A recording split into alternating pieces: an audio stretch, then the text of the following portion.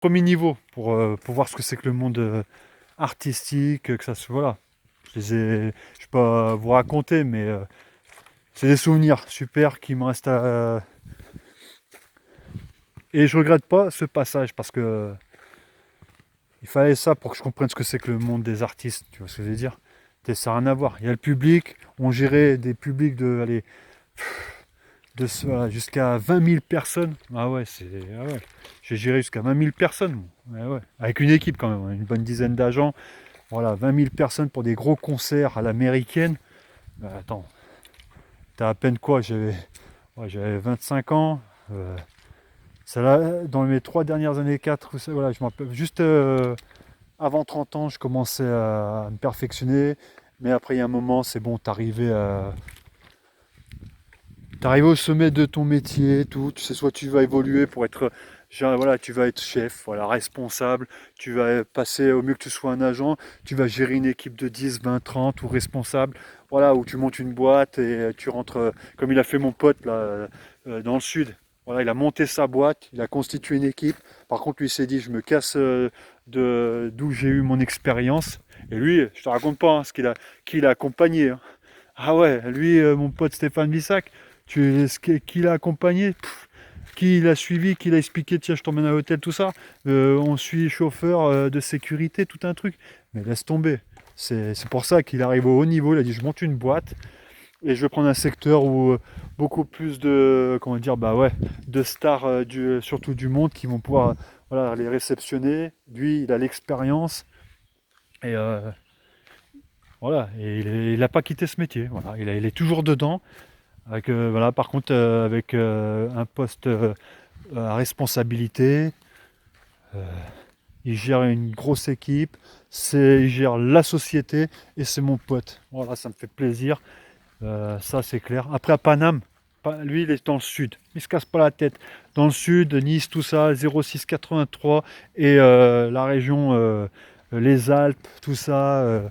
Tu vois ce que je veux dire, les stations de ski, c'est bon, il se casse pas la tête, il est au summum pour bien travailler et prendre tous ses contrats comme il faut. Parce qu'à Paris, le marché, il est partagé. Voilà, tu as plusieurs sociétés, voire une dizaine de sociétés, voire 20, si tu es bien copain avec le show business, tu vois ce que je veux te dire. Voilà, c'est non, non, non, le sud, c'est là-bas. Ça bosse grave et l'été, ça bosse grave. Et lui, il bosse pas que pour les stars, il bosse pour des milliardaires, des hommes, voilà, pour les millionnaires, dans tous les genres de secteurs. Et qu'est-ce qu'on a déliré, et qu'est-ce que j'ai pu le faire, comment le faire galérer, parce que moi qui arrivais complètement en retard au boulot, moitié défoncé, voilà, tu vois le mec. Au début, c'est normal, il crée, voilà, pour me donner des responsabilités, voilà, il me donnait des postes, voilà, pour pas qu'il se fasse trop engueuler. Mais après, à fur et à mesure, je me suis dit, voilà, il est super cool. Tu vois, il faut pas que. Il me donnait des fois. Il y a du monde là. Où je pourrais, tiens, je passe par là-bas. Tu sais, je cherche des endroits pour. Et, euh, et il était, voilà, il était super cool. Super cool. Petit à petit, je me suis dit, tiens, même après, voilà, tu vois, tellement je faisais trop la fête, trop je me défonçais, voilà, on va dire direct. Hein. J'évite ce mot, mais à un moment, je me suis dit, même ma santé, tout, avant que je fasse mon pétage de plomb, c'est-à-dire avant que je quitte le métier, mes clics et mes claques, tout ça, et partir ailleurs, voilà, bah, je me suis dit, je vais me mettre un petit peu au sérieux, il va me donner des postes un petit peu plus importants. Et là, j'ai eu ouais, 2-3 belles années de malade. Ah ouais. Et là, j'ai dit, regarde bien comment ça se passe. Comment ça se passe dans le monde du show business. Et ouais, regarde bien comment ça se déroule. Et comment, voilà, il y a les agents, les producteurs. J'ai eu la meilleure des formations. C'est tout ça pour ça que j'ai fait ce métier de sécurité. Voilà. Je savais très bien qu'à un moment, je voulais arriver à ce genre de situation, c'est-à-dire le show business. Voir vraiment ce que c'est que le monde, tu vois, des artistes. Sachant que moi je suis pas un artiste, mais voilà, moi je suis voilà, je viens de la musique, de l'animation, de la production et, euh, et big up au sud. Yes, mon pote gère là-bas le show business, la famille. Les Energy Music Awards, tu peux être sûr que tu peux trouver mon pote, c'est clair.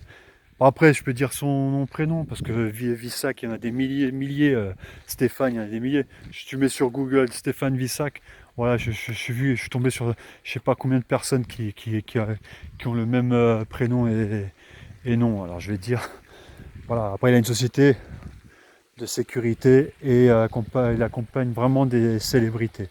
Et grâce à lui, quand je suis allé au festival de Cannes comme ça pour faire une production, parce que je suis allé pour une production en 2015, voilà, ben, mes potes ils me prenaient pour je sais pas quoi, les artistes, les, euh, les, euh, les filles, tout ça là, ils me prenaient je sais pas pourquoi, tu vois, et quand ils ont vu que j'avais pas besoin de forcer, je suis jamais allé au festival de Cannes et je suis arrivé là-bas, je voyais même l'animateur de Canal Plus qui pouvait pas rentrer au VIP room là, comment ça s'appelle.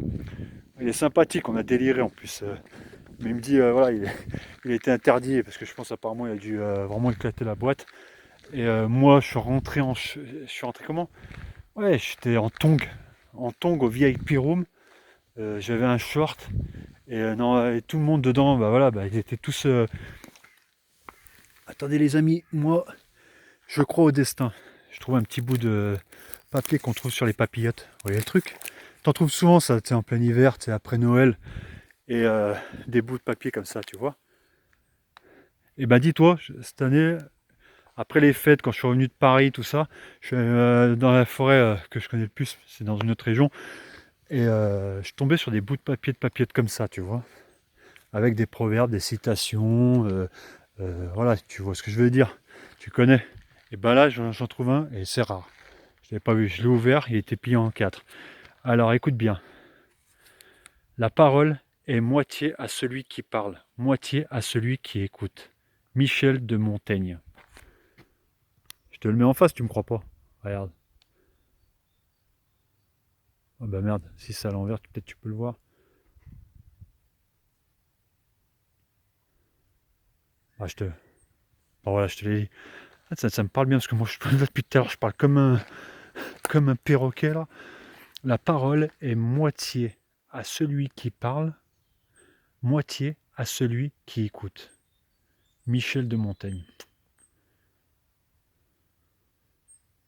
Et tu sais quoi, il y a un petit bout de. Je devrais le savoir, c'est un petit bout, mais c'est coupé sur la moitié de la phrase. Deviens ce que, fais ce que toi peux faire. Ah, ça, j'ai tout compris. Deviens ce que tu es. Fais ce que toi tu sais faire. Et, et fais le mieux que tu peux faire. Voilà. Bah, là, les mecs, j'ai pas fait de grandes études, tout ça, mais je me démerde. Des fois, je bégaye, mais il n'y a pas de honte. Parce que forcément, il y a des mots que tu connais pas, du vocabulaire que tu connais pas, que tu apprends. On apprend toujours chaque. Si tu, moi, j'ai appris une chose. Bah, j'arrive, c'est là où ça, je me le garde. La parole est moitié à celui qui parle, moitié à celui qui écoute. Ça veut dire en quelque sorte, tu auras beau parler, la moitié. Ouais, ce qui veut dire, on ne retient pas toutes les paroles d'une personne, mais au moins la moitié. Voilà, si je dois le comprendre ainsi. On va dire comme ça. C'est-à-dire qu'en fait, il vaut mieux répéter à chaque fois, comme dans les publicités, on répète et répète, t'es sûr que ça rentre dans la tête des gens. Voilà, enfin. Là, ce que je dis, cela, tu vois, ça fait quoi? Ça fait ouh là là, je reviens à la famille. C'est le deuxième moucheron. Deuxième stand-up là, je reviens à la troisième là.